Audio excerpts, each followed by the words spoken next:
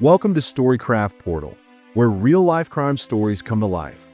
In today's video, we dive into the shocking case of Amber Matthews' tragic murder, a crime that shook an entire town and took 20 years to find closure.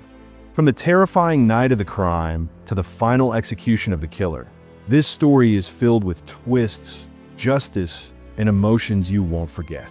Stay tuned as we uncover every chilling detail. On the night of November 3rd, 2005, a horrifying incident took place in Blaine County, Oklahoma.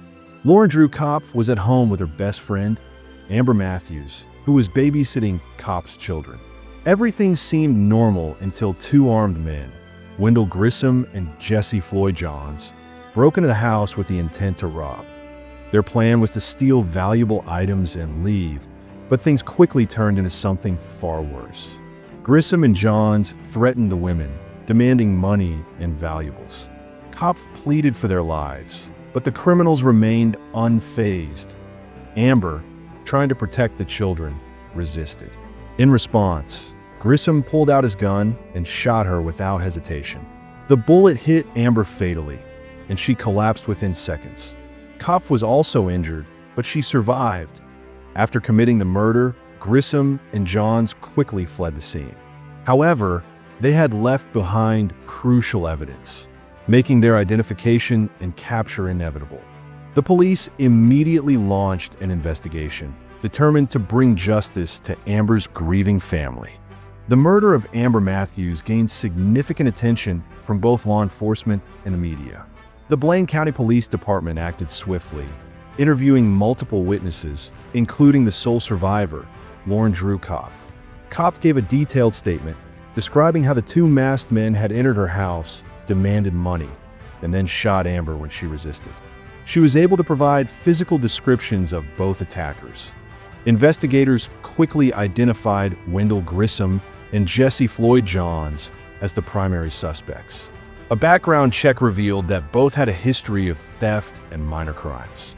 Police collected forensic evidence from the crime scene, including fingerprints and the bullet that killed Amber. Just days later, police tracked down and arrested both men. They were found hiding at a friend's house with weapons still in their possession. Under intense questioning, both suspects eventually confessed to the crime. As news of their arrest spread, Amber's family spoke to the media, demanding the harshest punishment for the two men responsible for their daughter's death. The trial of Wendell Grissom and Jessie Floyd Johns began in early 2006 in Oklahoma court. The prosecution presented strong evidence proving their guilt. The star witness, Dreu Kopf, took the stand and gave an emotional testimony, describing the horrific events of that night. The forensic evidence was undeniable. The bullet recovered from Amber's body was confirmed to have come from Grissom's gun, which was found during their arrest. Additionally, John's fingerprints were discovered inside the house. The defense lawyers tried to argue that the crime was not premeditated, but the overwhelming evidence and confessions left no doubt. When the jury reached its verdict, the courtroom fell silent. Wendell Grissom was convicted of first-degree murder and sentenced to death. Jessie Floyd Johns was found guilty of murder, but received life in prison without parole instead of the death penalty. Outside the courtroom, Amber's grieving. Family told reporters, "Nothing can bring our daughter back, but at least justice has been served." After their sentencing, Grissom and Johns were transferred to prison. Jessie Floyd Johns accepted his fate quietly, spending his time working in the prison library and reflecting on his actions. Grissom, however, remained violent and was involved in multiple altercations with other inmates. Over the years, Grissom filed several appeals to have his death sentence overturned. However, every appeal was rejected, as the evidence against him was overwhelming. Meanwhile, Amber's family continued to fight for justice, ensuring that Grissom's execution date would not be delayed. In 2024, the Oklahoma Supreme Court finalized Grissom's execution date, setting it for March 20th, 2025. The announcement brought a mix of emotions: relief for Amber's family, but also a painful reminder of their tragic loss.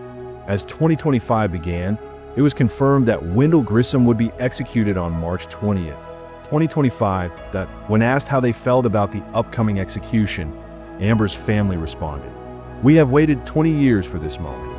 Justice for Amber is finally being served." In the final days before his execution, Grissom was placed in solitary confinement. He was given a final chance to meet with his family, during which he expressed regret for his actions. Jessie Floyd Johns, still serving his life sentence, attempted to visit Grissom before the execution, but his request was denied. On March 20th, 2025, Wendell Grissom was taken to the Oklahoma State Penitentiary's execution chamber, where he would finally face the consequences of his crime. On March 20th, 2025, Wendell Grissom was escorted to the execution chamber at Oklahoma State Penitentiary. The atmosphere was tense, with prison officials, lawyers, and media representatives present to witness the event. Amber Matthews' family sat in the front row, waiting to see the man who had taken their daughter's life finally face justice. Before the execution, Grissom was given a chance to say his last words. He took a deep breath and, in a shaky voice, apologized to Amber's family. "I know I can't change what I did. I am sorry. I hope one day you can forgive me," he said. At exactly 6 p.m., the execution began. A lethal injection was administered, and within minutes, Grissom's breathing slowed until he was pronounced dead at 6:12 p.m. A prison official stepped forward and confirmed the execution was carried out successfully, but Amber's family remained silent, holding hands as tears filled their eyes. After 20 years of waiting, justice had finally been served. Outside the prison, reporters gathered to cover the news. The headline the next day read, "Justice Delivered. Wendell Grissom executed for 2005 murder of Amber Matthews." After Wendell Grissom's execution, Amber Matthews' family walked out of the prison with a sense of closure. They had fought for justice for 20 long years, and now, the man responsible for Amber's death was no longer alive. Amber's mother, Linda Matthews, spoke to reporters outside the prison. With tears in her eyes, she said, "We have waited for this moment for so long. Nothing can bring Amber back, but at least we know her killer is gone. Justice has finally been served." While some family members felt a sense of relief, others admitted that the pain of losing Amber would never go away.